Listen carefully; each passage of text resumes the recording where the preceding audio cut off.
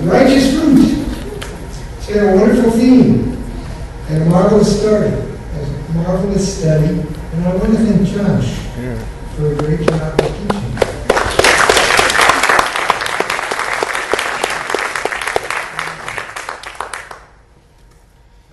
And it's been great for the practical application, at least one of them, to be fresh fruit. And recognizing that the gospel by its very nature, if we believe in what Jesus has done for us, there will be the evidence of his righteous fruit, and it will be new. And it will be alive and fresh and real. And so it's been fun. I have really enjoyed listening to all kinds of people tell their story, and I hope nobody was missed in one way or another, and that everyone has had a chance to say to somebody, if not before this congregation and the whole body, the various fresh fruit they have observed in their own life or in somebody else's life, by which they were thoroughly encouraged. For really, I think that's one of the real evidences of the reality of the gospel alive among us, is that we have eyes to see what God has done, and we find ourselves happy about it. And the joy of the Lord is among us because of it. And it's his work, and not something I've chosen even to do. It came about from me, deep inside of me, and came out of me. I mean, that has to be true for a Nordic. And so when I'm joyful, you know that Jesus has done something, typically.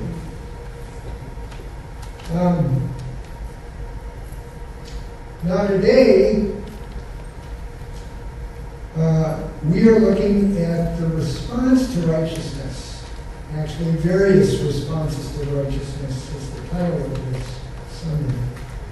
And we're looking at, actually we're introduced to this in the second half of the last verse from last week. This is Matthew 27, 26, the second half of it. After having Jesus scourged, he, Pilate, handed him, Jesus, over to be crucified. To be crucified. That's the subject of today. That's why we sing those songs in advance, to see what we would do in response to this message of the crucifixion of Jesus. And Josh is right. Last week when he said, we usually look at this service, we usually look at the crucifixion in connection to Easter and the resurrection. And so we, along with a whole bunch of other passages, weave ourselves or fly ourselves through the crucifixion and go on to the resurrection. And therefore, there is a real valid time for some other time of the year when we're looking like at the Gospel of Matthew and we come to the crucifixion, and it is uniquely standing on its own and inviting us to look at it and to respond to it ourselves. And so that's really what I am encouraging you to do this morning. I am encouraging you to consider responding to the crucifixion. Because that's exactly what Matthew gives us. Various responses to the crucifixion.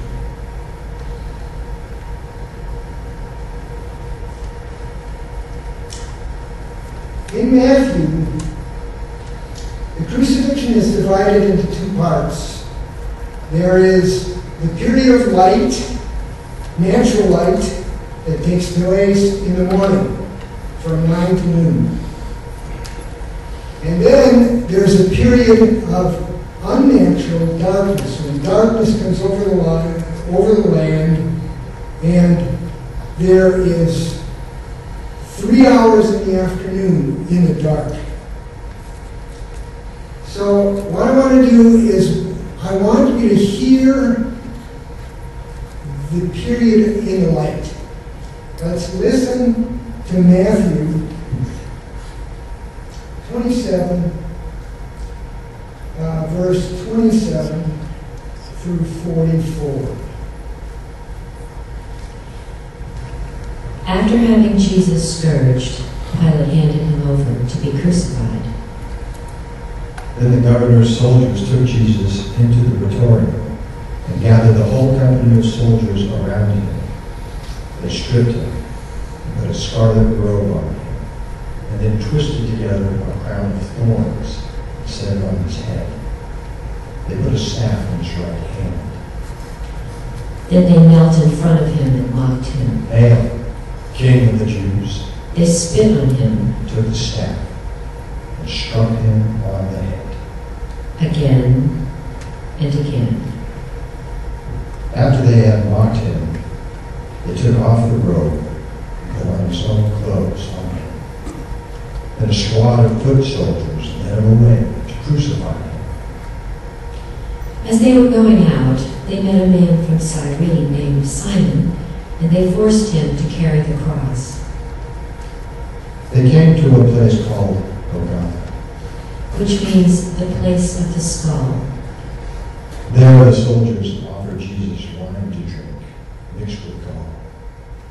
But after tasting it, he refused to drink it. When they had crucified him, they divided up his clothes by casting lots. And sitting down, they kept watch over him there. Above his head, they placed the written charge against him. This is Jesus, the King of the Jews. 2 thieves were crucified with him, one on his right and one on his left. Those who passed by hurled insults at him, shaking their heads and saying, You who are going to destroy the temple and build it in 3 days, save yourself. Come down from the cross if you are the Son of God. In the same way, the chief priests, the teachers of the law, and the elders mocked him. He saved others, but he can't save himself. He's the King of Israel. Let him come down now from the cross, and we will believe in him. He trusts in God. Let God rescue him now, if he wants him. For he said, I am the Son of God. In the same way, the thieves who were crucified with him also heaped insults on him. All right, I want to make a couple of observations. The first one is that it's very interesting to note that Matthew has incredible economy of means in how he speaks of the sufferings of Jesus. You can actually count on one hand the words he uses to speak of the sufferings of Jesus. And so we must take those words and expand them if we understand what's happened to him. And so he was scourged is the first word. And it goes right on. Scourging, as we essentially, I think all of us know, was a whipping with a cat of 9 tails, with gold and steel bits in that whip. And there was 39 lashes, recognizing that at 40 there was the possibility of death. And so they backed off one, and they took the man to the point of death through scourging. But Matthew simply says he was scourged. And then he was crucified. Crucified is a second word. It's a technical term, actually. It is a form of sentencing that the Romans determined was their prerogative and only theirs. It was a means of death. And so for crucifixion was literally the nailing of a man to a cross, erecting that cross, and then waiting and watching that man die of suffocation because he lost the strength to pull himself up and breathe. And he drowned. Now, Matthew simply says he was crucified. Then there's the one observation that he was unable to carry the cross. Clearly, another very short, brief reference to the fact that here was a man who was nearly dead and could not carry his cross, so he was given release, and Simon carried his cross. But the point I'm trying to make is we understand, and when we come to the crucifixion, we get in touch with his suffering. But for Matthew, when Matthew is writing this to the church of the first century, his concern is not the physical suffering of Jesus. His concern is the response of the people to the crucifixion. And this is what that passage speaks to us about. And so we go from one group to another. And we can imagine this, we who are familiar with the story.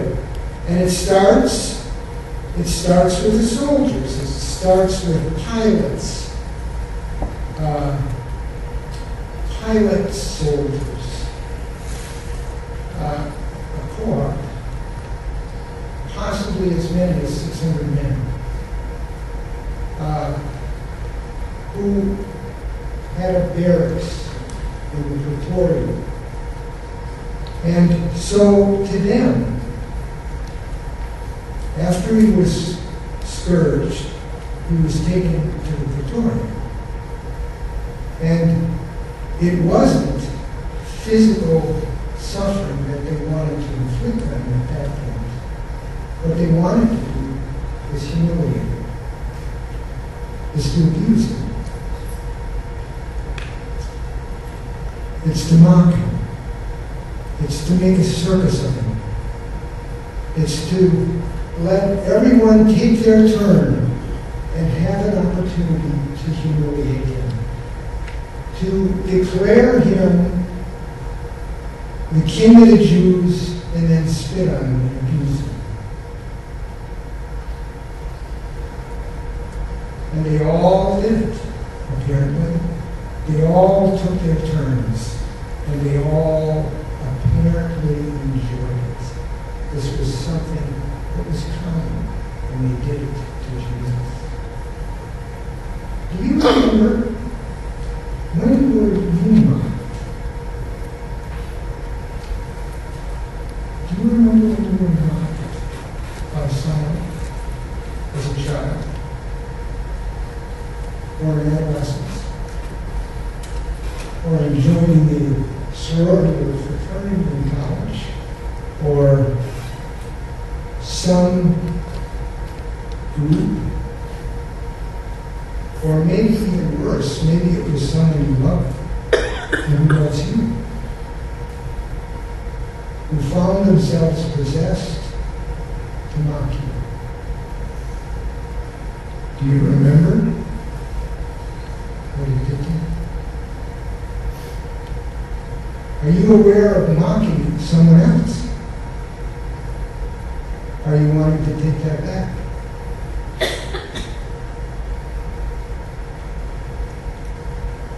It's in us. It's part of us.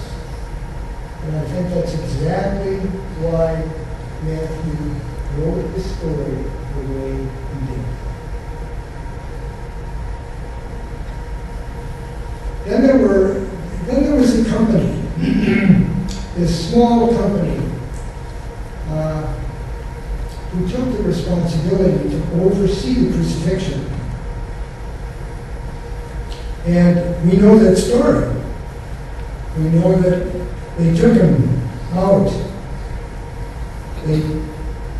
They crucified him. They did the nailing. They did the pulling up. They did the watching. They gambled for his stuff and the stuff of the other thieves. It was work as usual.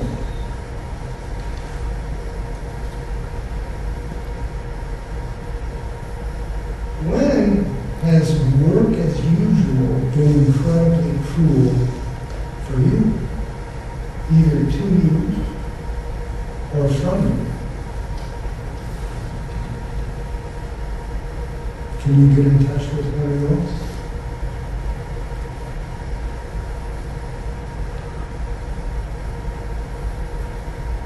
Then there were the people who passed by, coming and going into Jerusalem. And what they do is they ridicule him. They ridicule him and say, "You who said, take down the temple and I'll raise it up in 3 days, come down off the cross if you're really the Son of God."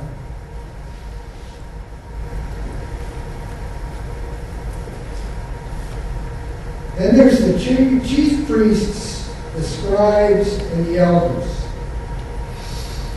Here are the guys who really, really manifest.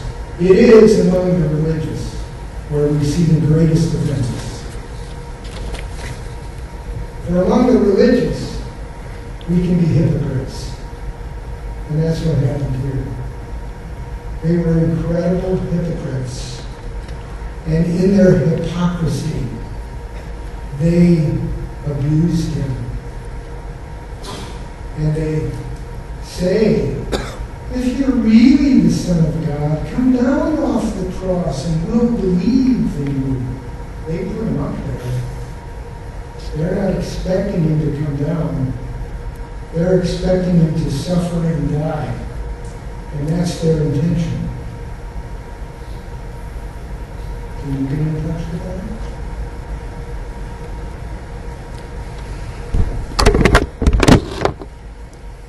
Then there's the two thieves.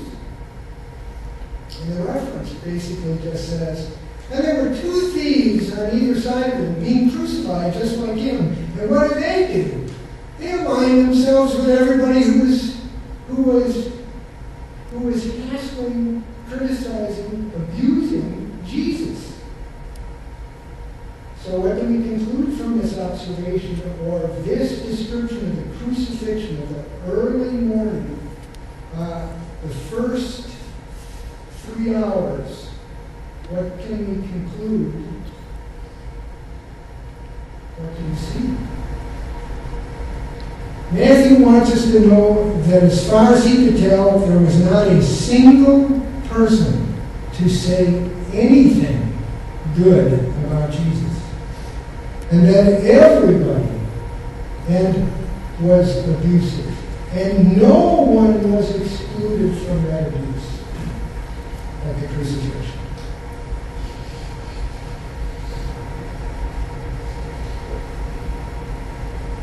Now, in the light of morning, what Matthew declares to us in the crucifixion is he declares to us the darkness of the human heart.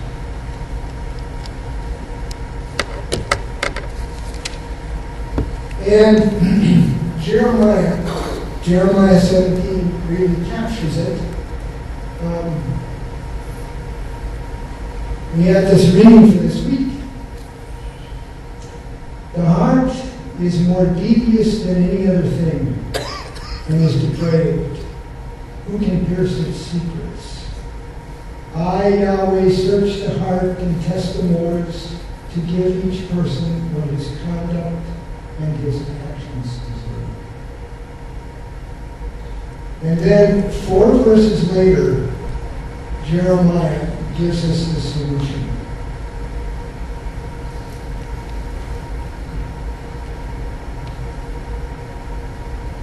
Heal me, Yahweh, and I shall be healed. Save me, and I shall be saved. For you are my praise. What I'd like to do now is I want to stop. I want to stop and I want to ask you to respond. I want to ask you if this is meaningful to you, to respond to Jesus in your own self. Confess whatever sins come to mind. Lay them before Him. Let the Spirit reveal to you what you need to lay down and let go of. And may you find that in the doing of this, that you would begin to sense that you are on the road to healing. I'm going to give you 3 minutes. I'm going to go sit down and do this myself, and then I'll come back up. So I encourage you to close your eyes and address this for yourself. It's a preparation. It's a cleansing. It is an opportunity for you to prepare yourself to worship.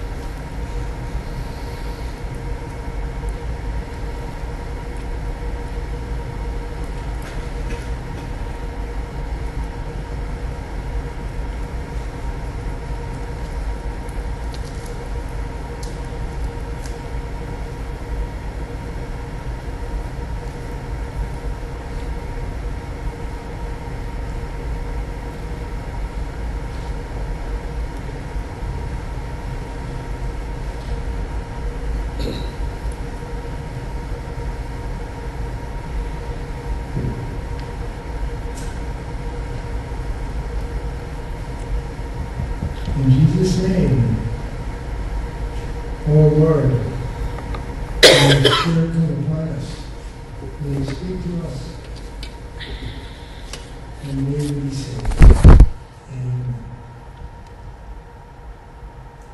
All right. Now, there's the second half. And in the second half, from noon to 3 o'clock, there is unnatural darkness. Darkness comes over the land. And in darkness, we can lose our perspective. We can lose our perspective of where we are in the physical world. We can lose our perspective in relationship to time. We can find ourselves addressing the things we cannot see. We find ourselves looking beyond the physical world and the concerns of the physical world, and we address life itself. And in it, eternity, spiritual life, God's Spirit in His presence. And in that darkness, when we are alone, we have an awareness of God in a new way often. So, that's exactly what happens here. And in this darkness,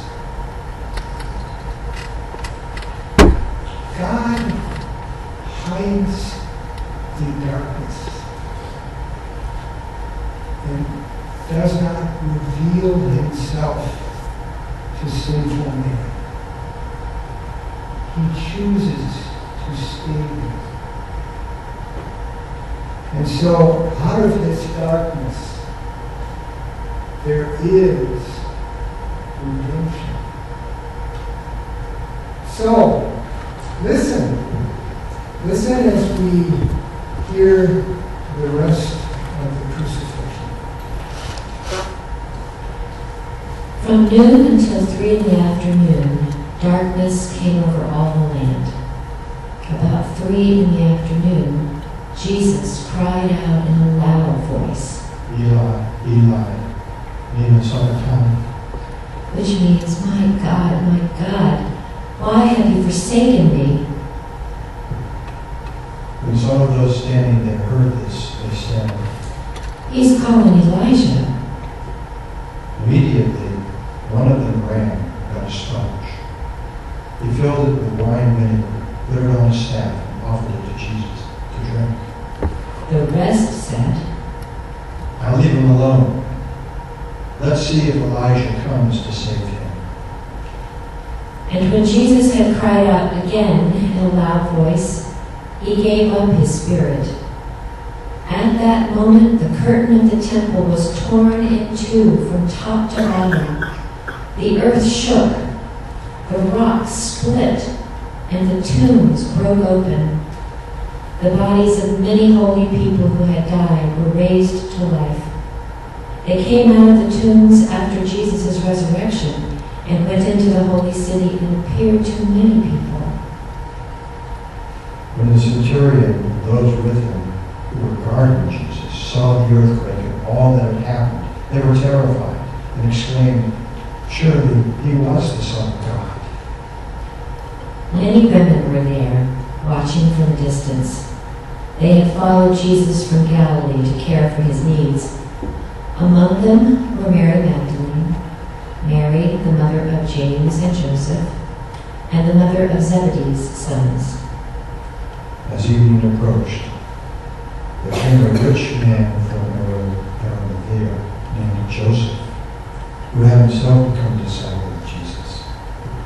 Going to Pilate, he asked for Jesus' body, and Pilate ordered that it be given to him. Joseph took the body, wrapped it in a clean linen cloth, and placed it in his own new tomb that he had cut out of the rock. He rolled a big stone in front of the entrance to the tomb and went away. Mary Magdalene and the other Mary were sitting there opposite the tomb. The next day, the one after Preparation Day, the chief priests and the Pharisees went to Pilate. Sir, we remember that while he was still alive, that deceiver said, After 3 days, I will rise again.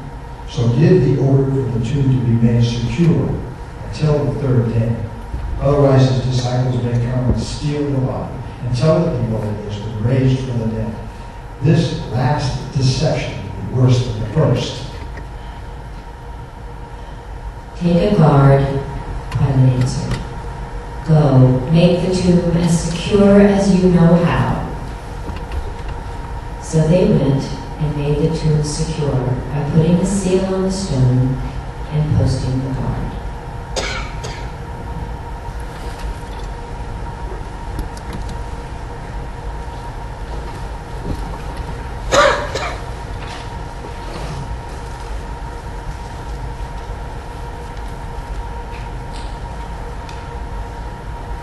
Jesus off the cross. It's interesting how the contrast works.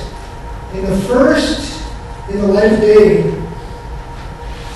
we hear humans, and we hear their abuse of Jesus.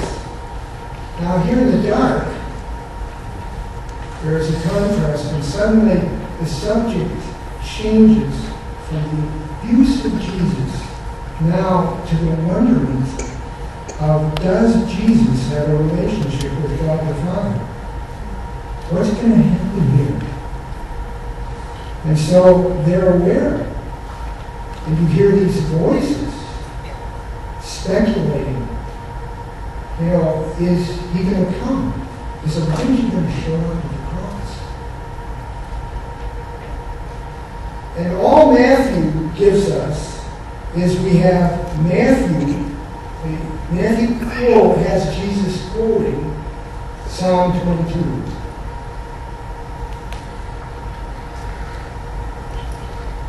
And he's lamenting his condition before God the Father. And yet he's calling attention to the fact that this psalm is a description of crucifixion. This psalm is a declaration of the intentions of God and what God is going to accomplish through this event and the victory that will come from it. So, if you're not familiar with that part, read that today. Psalm 22. For Jesus was pointing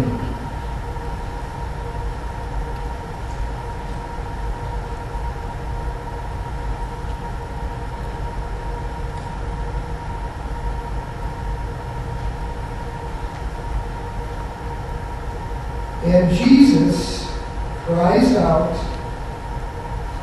and gives up his spirit.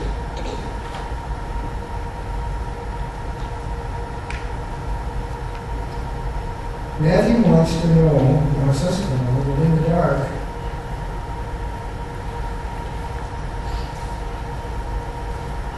there is no light. They were wondering what was going to happen. Jesus gave up his spirit and left.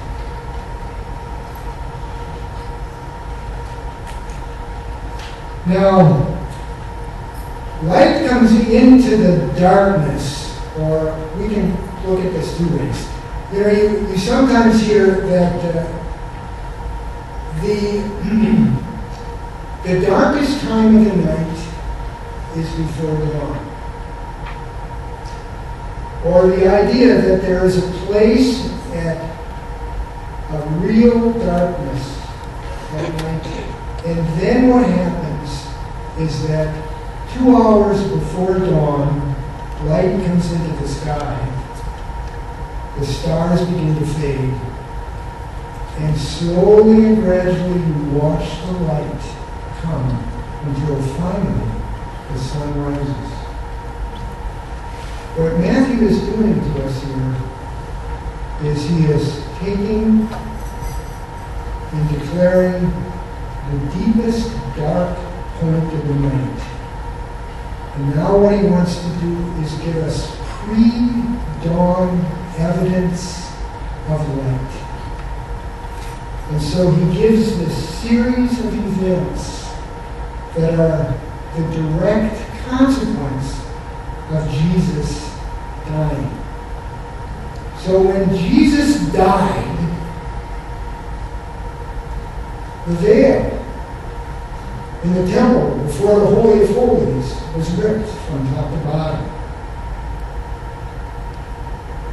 And there is presented to us a new entryway into the presence of God.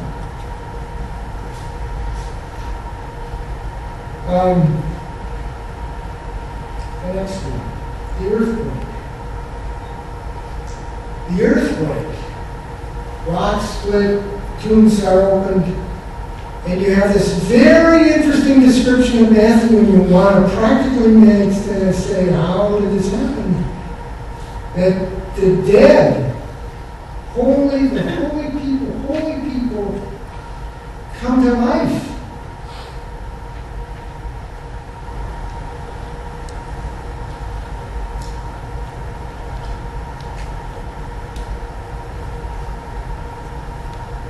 Then, what's next?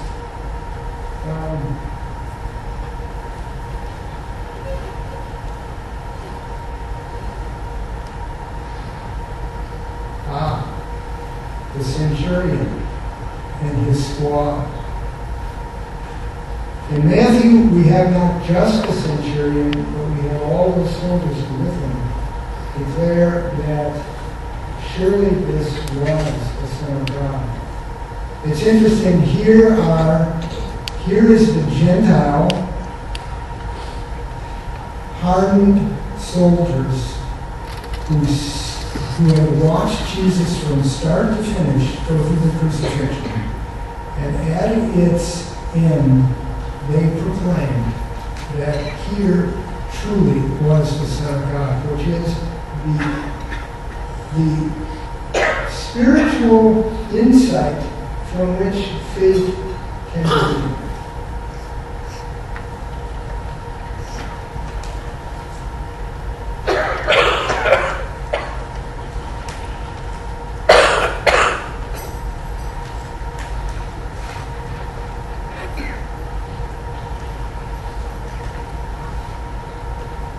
Then we have Joseph of Arimathea.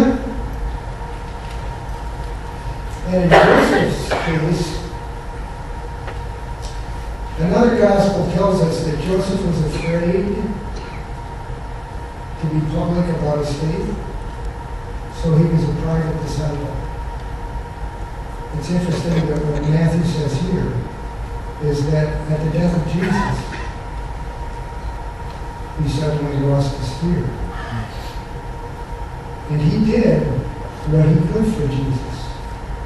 And possibly he may have been the only one who could do this for him. And that is to offer his body, offer for his body to be placed in his tomb.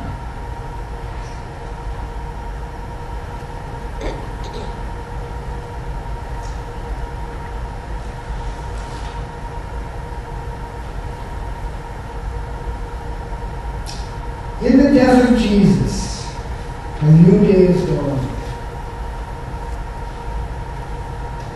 And suddenly, it really doesn't matter how much someone protects the tomb.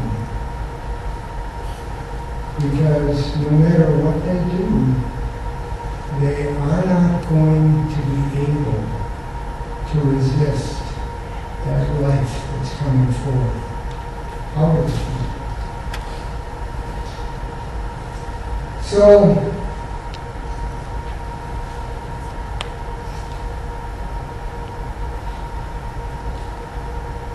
how has the death of Jesus changed?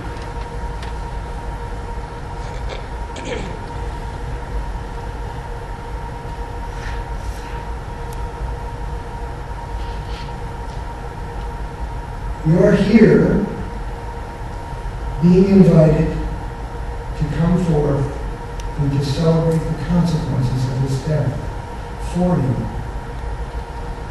So it's significant to ask yourself, how has he changed my life? And am I ready to go down and to celebrate what he has done for me? Paul said in Corinthians, on the day he was betrayed, he took bread and he broke it. And he said, "This is my body, broken for you. Eat it in remembrance of me." And on the same night, he took a cup and he said, "This is the cup of the new covenant. Drink it in remembrance of me. For as often as you drink this cup, you proclaim the Lord's death until he comes." May you take a few minutes to prepare yourself, and then come as you will to celebrate his death for you.